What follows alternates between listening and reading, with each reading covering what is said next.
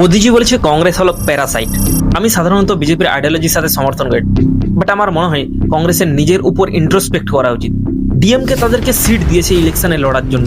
ডিএমকে দৌলতে কংগ্রেস তামিলনাড়ুতে 5টা সিট পেয়েছে। ইলেকশন রেজাল্টের পর সুযোগ দেখে কংগ্রেস পাল্টি খেয়ে গেছে। আমার মাথায় আসেনি কংগ্রেস খালি পাওয়ারের পিছনে ছুটে কেন। কংগ্রেসকে নিজেকে ভালো অপোজিশন হিসেবে প্রমাণ করতে হবে, তারপরে তুমি পাওয়ারের জন্য যাও। কংগ্রেসের কোনো প্রেজেন্স নেই ইউপিতে। সমাজবাদী পার্টি যদি কংগ্রেসকে টিকিট না দেয়, কংগ্রেসের নিশ্চিহ্ন হয়ে যাবে। এরকম পরিস্থিতিতে কংগ্রেস যদি তার অ্যালাইজের সাথে বিশ্বাসঘাতকতা করে, তাহলে অন্যান্য পার্টিরা কিভাবে কংগ্রেসকে বিশ্বাস করবে? কারেন্ট পলিটিক্যাল সিনারিওতে কোনো পার্টি বিজেপিকে সিঙ্গেল হ্যান্ডেডলি হারাতে পারবে না, কারণ বিজেপি প্রত্যেকটা ইনস্টিটিউশনকে কন্ট্রোল করে নিয়েছে। ইলেকশন কমিশন বাইস আছে, বিজেপির হাতে ইডি আছে, সিবিআই আছে।